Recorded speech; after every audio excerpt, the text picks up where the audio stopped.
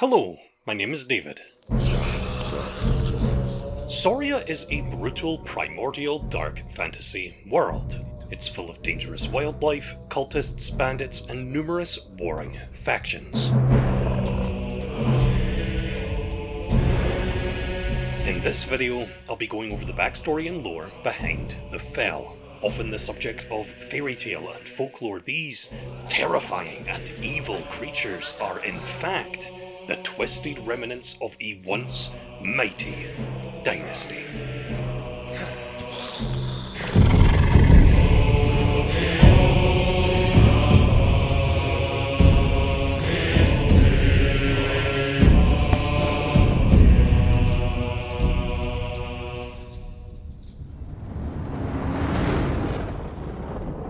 The Forefathers were once a grand civilization, a supremely intelligent race of scholars and scientists.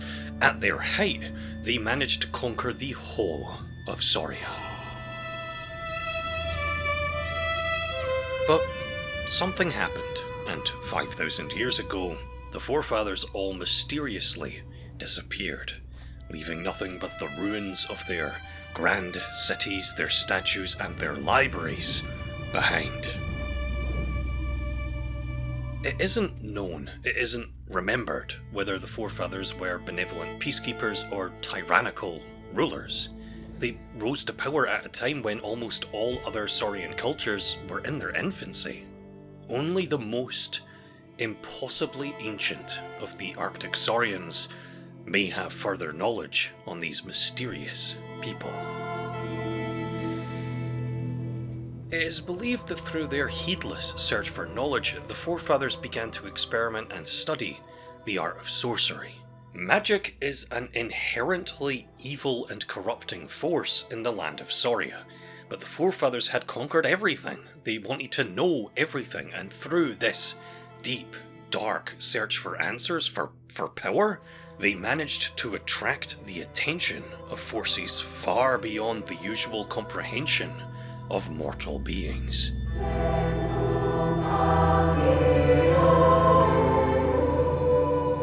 This is what led to their sudden extinction.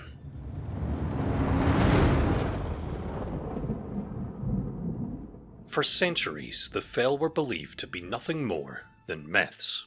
They were the subject of folklore, often portrayed as skulking, sickened things that steal livestock at night, kidnap travellers, and perform perverse sacrificial rituals based on the phases of SAURIA's dual moons.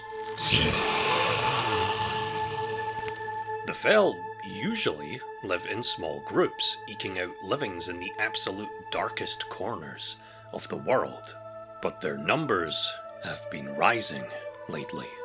More and more are awakening, and their physical resemblance to the grand statues of that ancient and revered civilization cannot be ignored. Whatever truly happened to the Forefathers, the Fel are all that's left of them.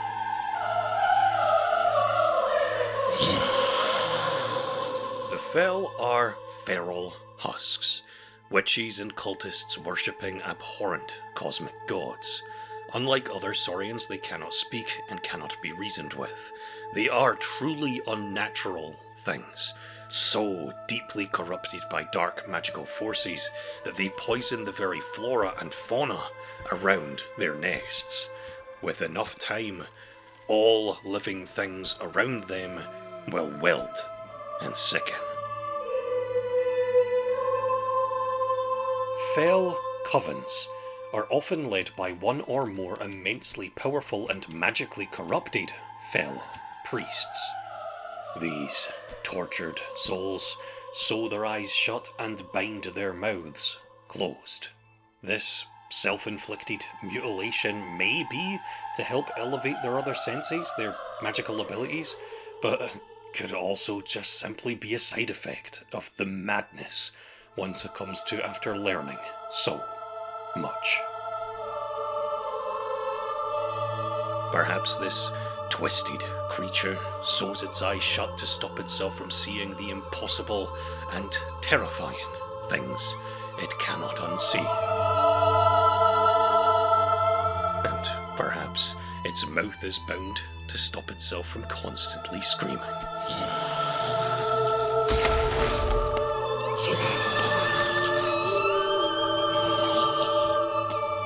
The Fel are very gifted in the art of sorcery and take advantage of a lot of spells, curses and magical rituals. They are perhaps most infamous for the Fel-seeing curse, a dark magical brand, a mark that corrupts the mind and zombifies the victim. Under this curse's influence, the victim will bend to the will of the Fel. They mostly use this curse on animals they can use as tools, use as weapons, and use as spies. Generally, the darker and more powerful the spell, the more life essence is required to cast it. This essence can come from the caster, but that is very dangerous. No, one is far better off receiving this essence from the possession and slaughter of wild animals. But far more of this precious magical resource is acquired through the slaughter of intelligent saurians.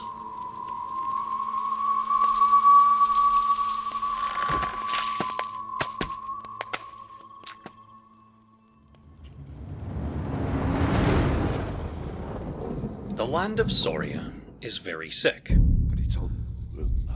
Perverse energies leak out of the world's very core, and it is these energies that form the foundation of any given Saurian's magical abilities.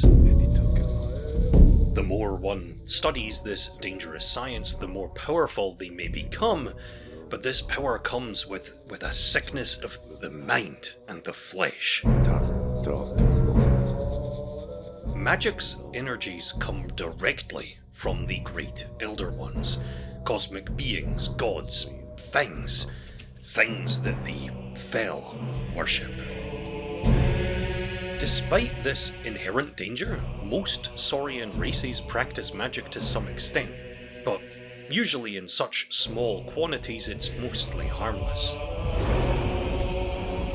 The Kindred of the Tusk war chieftain Torox, for example, is infamous for wielding an enchanted mace that is blessed with the power of lightning.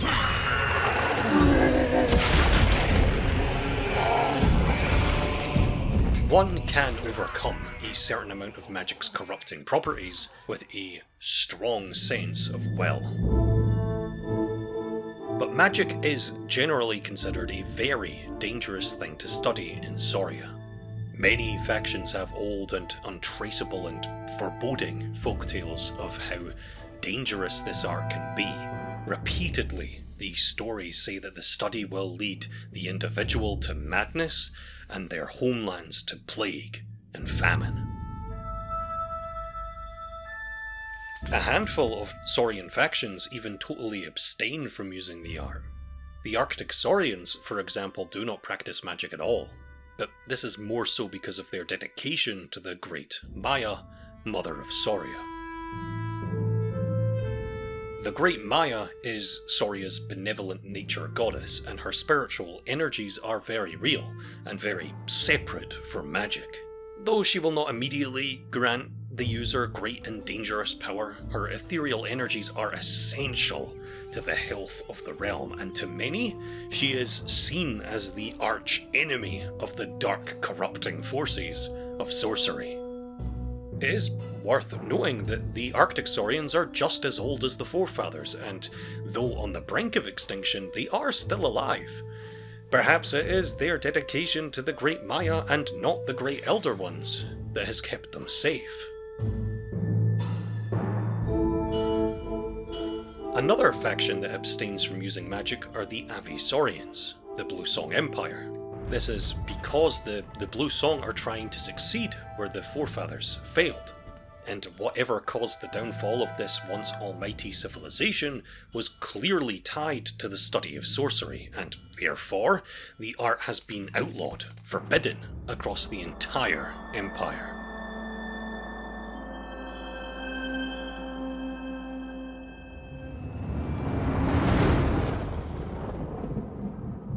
Transcended are incredibly powerful and immensely evil things, but they were once mortal Saurians. Saurians so deeply engrossed in the art of sorcery, so deeply corrupted by its evil forces, they managed to garner the attention of the great Elder Ones themselves. These beings have been blessed, they've been transformed, transcended into eldritch demigods. Once simple, mortal people twisted into powerful and terrifying and very evil servants of the great Elder Ones. It's important to know that from the perspective of the mortal people of SAURIA, the great Elder Ones, the actual cosmic gods, are not immediately dangerous. They are all-powerful, they are unkillable, they are the source of all evil in SAURIA. They could, perhaps, destroy the entire realm on a whim, but they're mostly indifferent to SAURIA's existence. They are not interested in the individual and insignificant goings-on of the mortal realm. The Transcended Ones, however, are very, very interested. Because the Transcended Ones were once mortal, they have a deep interest in this world. They've walked this ground, they've met its people, they likely have enemies.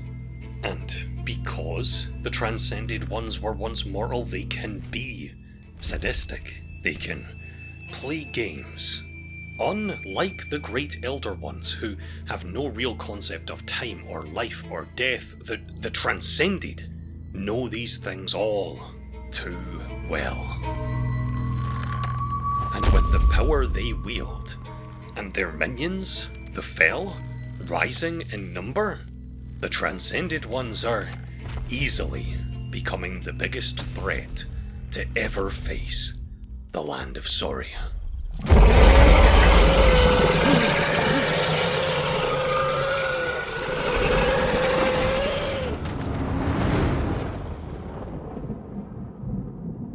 The great Elder Ones are unknowable eldritch cosmic beings. They are the source of all magic in SAURIA and are generally considered a very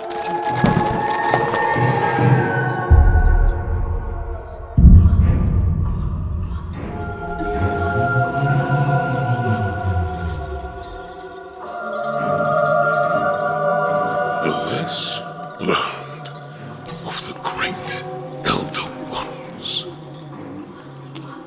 the better.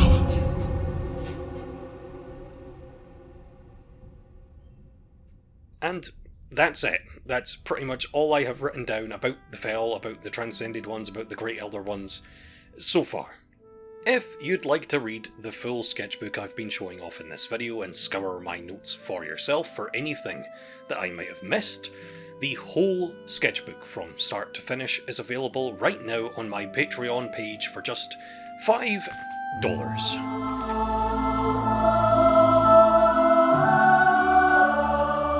In the meantime, super special thanks to all my top Patreon supporters on screen right now. Without you guys, I wouldn't be able to do this. So, again, thank you.